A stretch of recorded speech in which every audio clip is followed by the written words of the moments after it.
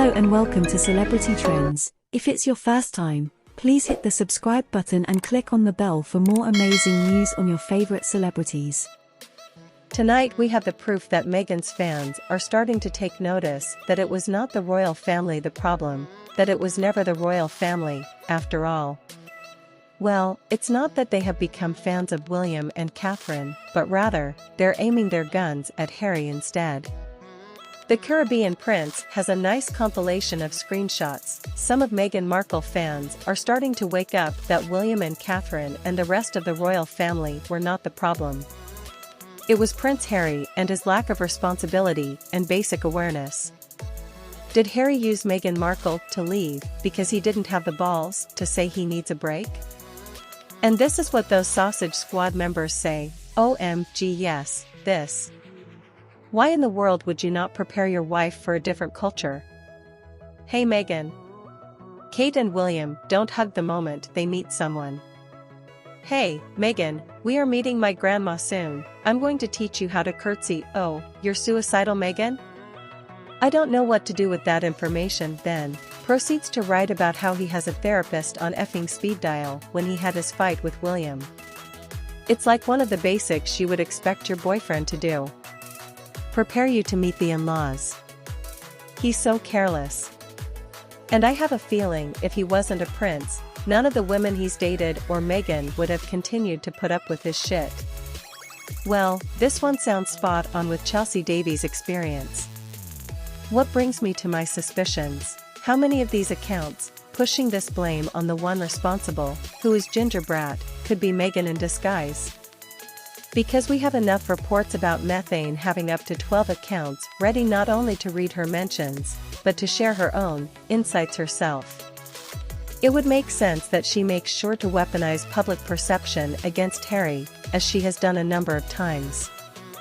I always remember Harry's United Nations speech that was so bad despite Meghan having at least decent public speaking abilities. She could have helped him look better, but she didn't.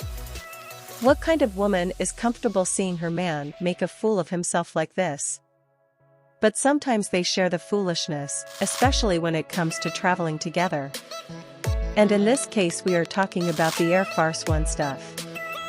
Harry and Meghan asked to fly to US on Air Force One with Biden after Queen's funeral but were denied, and Jill didn't attend Invictus Games to avoid upsetting royals. So are Sausage's attempts to become political players in America faltering? This only goes to show that Harry and Meghan have a bigger problem than money or divorce. And by the way, I'm going to talk about that last one too. But the big problem of the Harkles is that they believe that they are far more important and relevant than they actually are. And yes, this is not going to be fixed anytime soon. Because that means they think they can get away with things just because they are famous or something. But there is a sad reality. Something that they need to come to terms with as soon as possible. Yes, people might be aware of who are they, but that doesn't mean people are thinking about them, let alone figuring out what they do for a living. They think they are mainstream, but they are not. Because what is even funnier is that royal commentators that talk about them, and that includes me, we generate more content, and more entertaining content than the Harkles themselves. Yeah, it's baffling, but that's how it works. I don't make the rules. It's nice to see how Harry and Meghan's PR is bearing its fruits, now that Spare has broken yet another record, but one rather infamous I must say. Prince Harry, humiliated as his memoir Spare emerges as most discarded book of the summer. Prince Harry's book flew off the shelves when it was released in January, but the public are fast discarding the controversial royal memoir. Okay, not exactly a record that one could be proud of, but a record, nonetheless. One has to think of the silver linings, the headlines no matter what. But this is more than just unsold copies, which, by the way, it would be hard to top the bench's record. No, we are talking of literally discarding them once they are bought. Apparently, tourists have been leaving Harry's book in droves by the pool, their hotel room, hotel bookshelves, etc.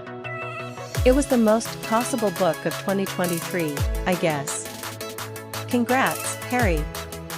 Now, not gonna lie, in my experience as a brand advisor to politicians, that word tossable is nice reverse psychology marketing.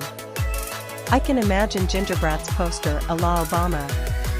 That would be perfection. But headlines have to be written by someone on the sausage camp, and now we have interesting happenings in this regard. Discount Barbie Ken now appears on Yahoo's site as past tense executive editor. So he's like a freelancer now? Is he being slowly markled into oblivion? I don't know, your guess is as good as mine, but this looks like Yahoo are putting him away in a slow burn. We also have an insight by Kinsey Schofield mentioning how convincing Scobie is. On a screenshot, heard from a friend in the media that Harry and Meghan are working with Entertainment Tonight in response to the separation rumor, and that they'll be speaking through them via a source. Interesting choice in my opinion. This is about Harry and Meghan discovering that any separation rumors are instantly picked up by the media. As in, people can't help staring at a car wreck. Sadly, that's just part of human nature. And we begin to see more and more of this. Take for example, The Inquirer, Harry and Meghan in trial separation, nasty fights. Humiliation. Failure. Well, that sounds like a typical dog-shite-mentary screening, so I doubt it's a big deal. But we got a nice spread. Pun intended, about the Montecito morons and the odds that they are calling it quits. Who can ignore such attention-grabbing subheads?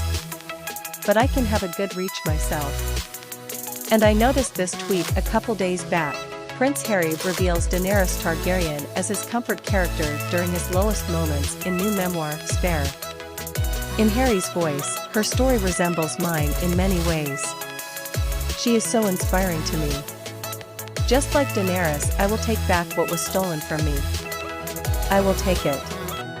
And, well, to be fair, they both fancy creatures with scales.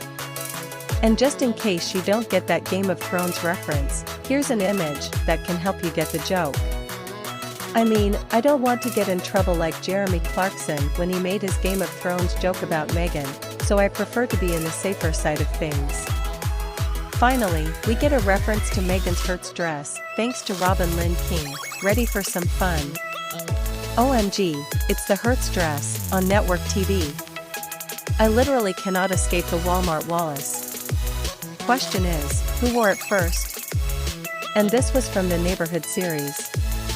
Original air date, February 13th of this year. So, maybe Meghan got inspiration from this one?